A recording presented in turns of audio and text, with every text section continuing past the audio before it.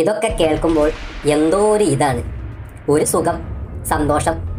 ഇനിയും വീഴണം അധികൃതർ. അതെന്തായാലും നന്നായി. സാധാരണക്കാരുടെ ബുദ്ധിമുട്ടുകൾ എന്താണ് എല്ലാവരും ഒന്ന് മനസ്സിലാക്കണം. ഇങ്ങനെ എത്ര വണ്ടികൾ ദിവസവും കുഴിയിൽ വീഴുന്നു. ആരോട് പറയാൻ, എന്ത് പറയാൻ, ആര് കേൾക്കാൻ? കഴിവുള്ള ഭരണാധികാരി ഇല്ല. ലേ ജഡ്ജ്, നിന്നോടൊക്കെ എത്ര കാലമായാണ് ഞാൻ നന്നാക്കാൻ പറയുന്നു? മന്ത്രി ഹാജരാക്കണം. ശുക്കൂറെ, ഇല്ലെങ്കിൽ ഞാൻ വാറന്റ് ഇടും. ഇതുപോലെ കുഴിയിൽ വീണതിന് അശ്രദ്ധമായി വാഹനം ഓടിച്ചു എന്ന പേരിൽ ഒരു സാധാരണക്കാരനെതിരെ കേസെടുത്തിരുന്നു നമ്മുടെ പോലീസ്. ഈ വിഷയത്തിൽ അതുപോലെ ഉണ്ടാകുമോ ഇനി? അതിന് പോലീസിന് സാധിച്ചിട്ടില്ലെങ്കിൽ നമ്പർ 1 ആണ് കേരള പോലീസ്.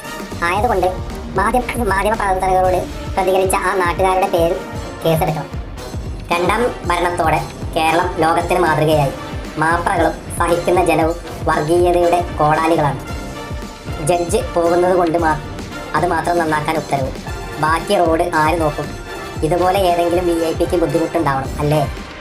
ഇങ്ങനെയുള്ള വാർത്ത കൊടുക്കുമ്പോൾ ആദ്യം ഒരു മുന്നറിയിപ്പ് കൊടുക്കണം. ചിരിച്ചു വല്ലതും സംഭവിച്ചാൽ ഞങ്ങൾ ഉത്തരവാദികളല്ല എന്ന്. കുഴി അതിന് ഇപ്പോൾ ഇല്ലല്ലോ. അതൊക്കെ മാറ്റി ഇപ്പോൾ കുളമല്ലേ. വിദേശ നിലവാരത്തിലുള്ള റോഡാണ്. കുഴിയിൽ വീണാൽ മാത്രം പോരാ, നല്ല ഒന്നാന്തരം അപകടവും പറ്റണം ഇവർക്കൊക്കെ.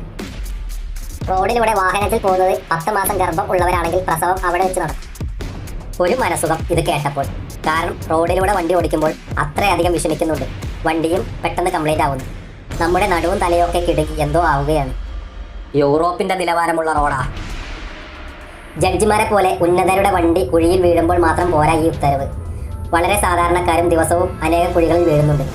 അത് മനസ്സിലാവണമെങ്കിൽ ഇടയ്ക്ക് ഉന്നതരും ഒന്ന് വീഴണം.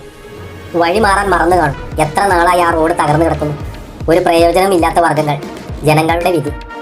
പൊതുമരാമത്ത് മന്ത്രി കുഴിയിൽ വീണിട്ട് അരക്കെട്ട് ഒടിഞ്ഞ് ഒരു ഇയറെങ്കിലും കട്ടിലിൽ കിടക്കണം. പറ്റുമെങ്കിൽ മറ്റു മന്ത്രിമാരെയും ഇതുപോലെ ഒന്ന് കാണാൻ സാധിപ്പിക്കണേ. ഒരാഗ്രഹമേ ഉള്ളൂ. Very good. സാധാരണക്കാർക്ക് ഒരു വിലയുമില്ല. മുഖ്യമന്ത്രിക്ക് ഹെലികോപ്റ്റർ ഉണ്ട്. അസുഖം വന്നാൽ അമേരിക്കയിൽ പോകാൻ. സാധാരണക്കാരൻ്റെ പണം ഖജനാവിലും ഉണ്ട്.